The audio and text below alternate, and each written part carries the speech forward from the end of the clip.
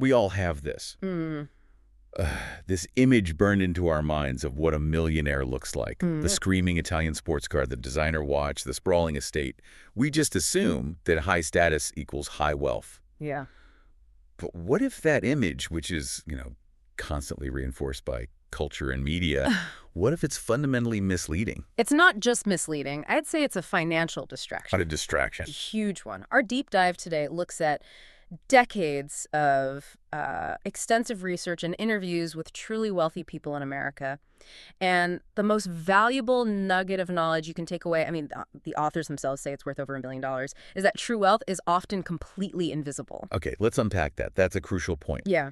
We have to start by defining the fundamental difference that separates people who just look rich from those who are rich. Right. We're talking about that chasm between high income, what you make, and high accumulated wealth, which is your actual net worth. Precisely. The real core value of this research is its total rejection of the idea that status spending equals financial success. The foundational finding is this: financial independence is built by people who consistently live well below their possibilities. Below their means. Below their means year after year, and it doesn't matter what their income level is.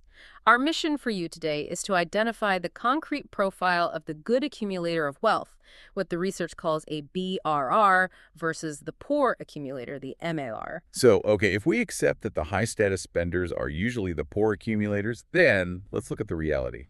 Paint a picture for us of the typical good accumulator that just defies all the stereotypes. Let's start with a classic example from the research, Mr. and Mrs. T. Okay. By any measure, they are wealthy. Yet their lifestyle it's quiet, almost deliberately mundane. Mrs. T wears a simple Timex. Mr. T wears a Seiko, which, surprisingly, is the #1 watch brand among self-made millionaires in their survey. A Seiko, not a Rolex. It's not a Rolex. They shop for clothes at places like Dillard's and JCPenney. When they need a car, they buy a Ford. They've only bought 2 cars in recent memory. And their home, its value, is a modest $275,000. That is just so contrary to the popular imagination. No high-end leases, no giant McMansion. None of it. Now, contrast that with the classic profile of the person who's, running to maintain an image. The MAR, the one everyone thinks is rich. Okay, so take the bank vice president. The classic high earner. The classic high earner, right.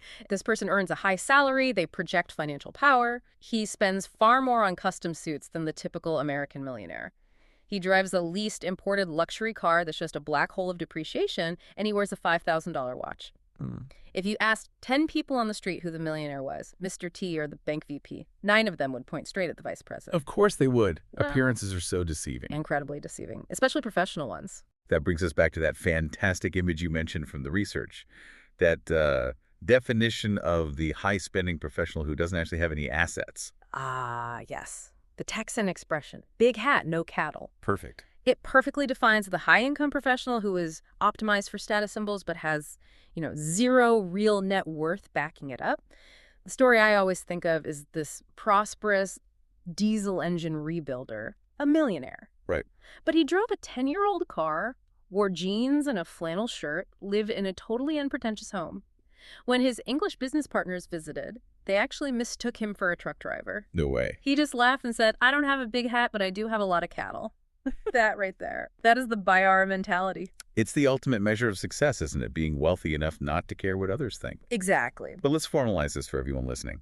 How does the research classify a good accumulator versus a poor accumulator? It's a ratio, purely based on age and income. To be a BRR, a good accumulator, you must have approximately twice the expected net worth for your age and income bracket. So give me an example. Okay, say you're 45, making $100,000 a year. Your expected net worth might be, let's say, $450,000. A BR would be pushing $1 million. And the MR? The MAR, the poor accumulator, is the complete opposite. They have half or even less than the expected net worth. They are quite literally running in place, spending the capital they need to invest just to afford today's status symbols. That shift in focus, from status to self-determination, from luxury to financial independence, that seems to be what drives the BRs. How does this deep interest in independence translate into their core habits? It translates into a profound and often extreme level of frugality. Frugality. Consider a guy named Johnny Lucas, a 57-year-old owner of a cleaning business. Net worth over $2 million. That puts him in the top 2% nationally. He lives in a quiet, middle-class neighborhood. His frugality is actually a strategic business decision. He specifically avoids $1,000 suits or any kind of flashiness. Why? Because he knows he doesn't need to impress shareholders, and crucially, he has to manage the perception of his employees by not flaunting excessive wealth. So status spending is a liability for A him. huge liability in his business. But wait, doesn't that strategy sometimes backfire? I mean, especially if you're in a highly competitive client-facing business, wouldn't potential clients think you aren't successful if you don't project affluence? That's a great question, and it's where we see the split. The MARs prioritize projection, the buyers prioritize accumulation. Right. For the buyers, their wealth is often built in these quiet, dependable, service-based sectors where your reputation for quality and fairness that matters so much more than flash. And the research backs up this mundane spending habit universally. Over 30% of the millionaires they surveyed hold a JCPenney credit card. A JCPenney card. That's genuinely shocking. It is, isn't it? They value quality, durability, and a classic cut over an expensive brand name. They actually praised lines like Stafford Executive. It's about function and longevity, not fleeting fashion. And this discipline, this is the foundation. It extends right into their personal lives. This reminds me of that story about the wife who kept clipping coupons even after she became incredibly wealthy. Oh, the ode to the frugal wife. It speaks to the ingrained nature of the habit, right? Yeah. Her husband gives her $8 million in company stock after they go public. Life-changing money. She just says, thank you, I appreciate it, and then immediately goes back to clipping 50-cent coupons from the Sunday paper. It's not about the 50 cents. Not at all. It's about a deeply held commitment to control and resource maximization. That level of discipline is just immense. So, beyond this mindset, what are the crucial, repeatable financial habits these good accumulators use? Meticulous budgeting and spending control. I mean, we're talking about tracking where every single dollar goes. Every dollar. Look at the North family. They meticulously budget and control consumption, which lets them invest nearly 40% of their pre-tax income. 40%. How is that even possible? They achieve this massive savings rate because they consume at the level of a family earning only about 1/3 of their actual income. They prioritize saving 15% of pre-tax income as the minimum goal every year. 40% savings is staggering. And what about the single biggest expense that derails most high earners' housing? Is there a rule for that? The housing rule is simple and powerful. If you are not yet rich, never buy a house with a mortgage that is more than double your family's annual income. That's a hard rule to stick to. People try to break it constantly. They buy the expensive house before they are rich, hoping they'll get rich later. The result is they become house poor, just saddled with huge taxes, maintenance, high interest. It crushes their ability to invest and accumulate wealth. Living in a lower-cost area frees up capital to become wealthy much faster. That constraint on housing is a huge lesson. Okay, let's pivot. Let's look at the flip side.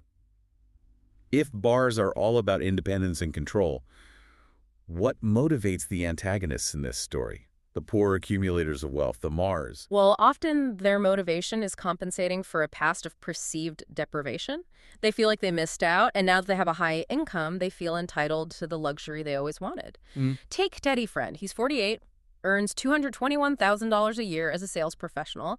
He grew up in a poor working-class neighborhood and just vowed to be more. And how did that motivation manifest for him financially?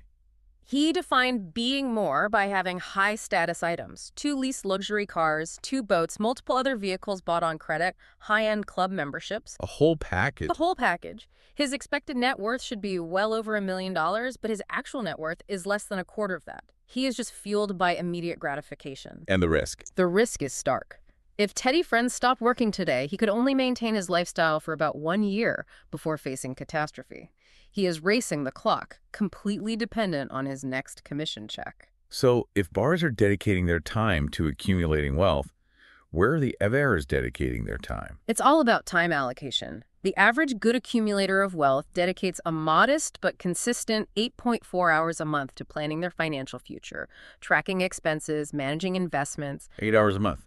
Okay. The poor accumulator, the MAR, spends countless hours studying the consumer market. They learn about luxury car dealers, clothing styles, high-end services. They spend almost no time on the investment market. But if they're earning hundreds of thousands of dollars, shouldn't they just outsource this to experts? Is 8 hours a month really enough? The quality of the time is what's key. The emir thinks they're too busy to manage their money, so they end up making these critical mistakes when they do engage. They often use high-fee financial advisors who push complicated, expensive products. They trade actively, which just generates short-term capital gains taxes that eat away at profit.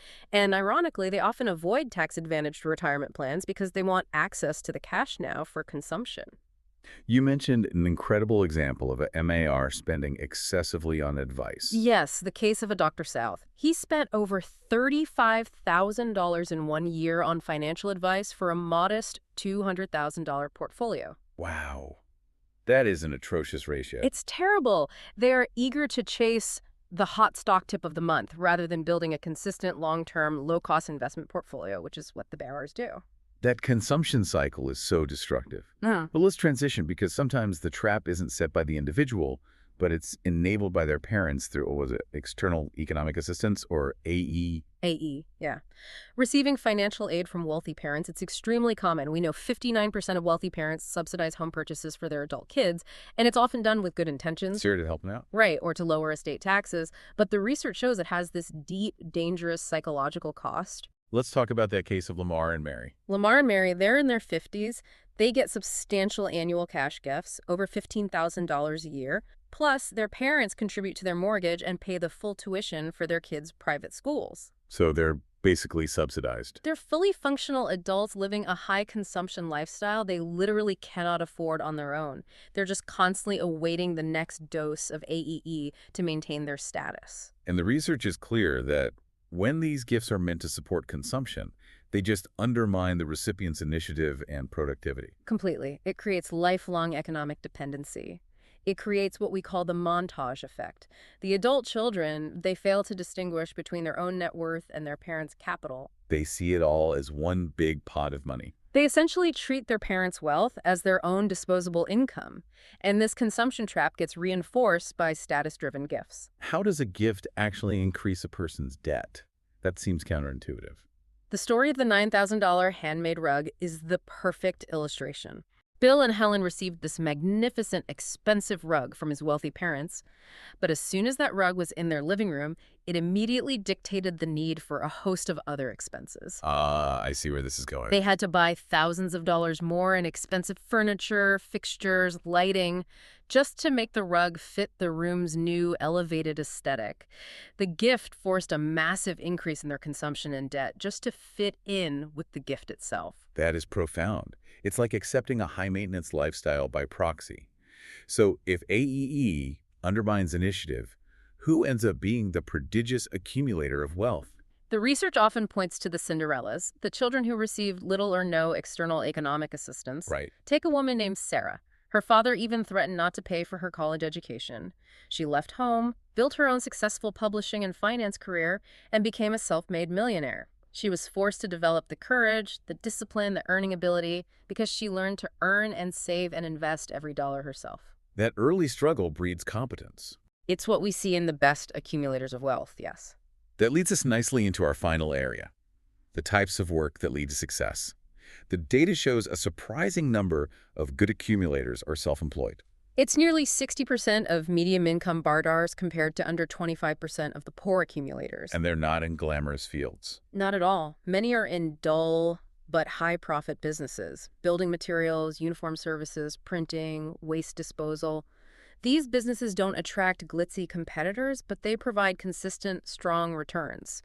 And these entrepreneurs, they value freedom. That's key to the buyer-hour mindset. But I have to push back on that. Most people view self-employment and entrepreneurship as inherently riskier than being an employee with a stable, high salary. Why do they see it as less risky? Because of income source diversification. The high-income employee has one source of income, their boss. Just one. If that $200,000 job disappears, they can face financial disaster in 6 months if they're an MA. The successful entrepreneur, like the cleaning service owner or the printing broker, has hundreds of clients. If one client leaves, the business survives easily. They've diversified their income risk, which aligns perfectly with the bearer's need for control and independence. That's a fundamental reframing of career stability. And finally, when we look at the comparison of business profitability, we see this clear advantage of intellectual capital over physical capital. Absolutely. Operations like coal mining generate a high average net income, but only about 1 in 3 of those businesses are actually profitable in a given year. Because of volatility. Volatility, high overhead, yeah. In contrast, professionals like doctors, dentists, lawyers, intellectual capital providers have much higher profitability rates, often upwards of 86%. It's simple security. A government or a competitor can seize your physical assets, your coal mine, but they cannot take away your specialized knowledge.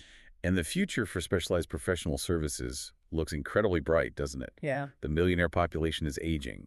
It does. We are projecting a massive intergenerational transfer of wealth, potentially $1 trillion, and that creates huge demand for highly specialized professionals.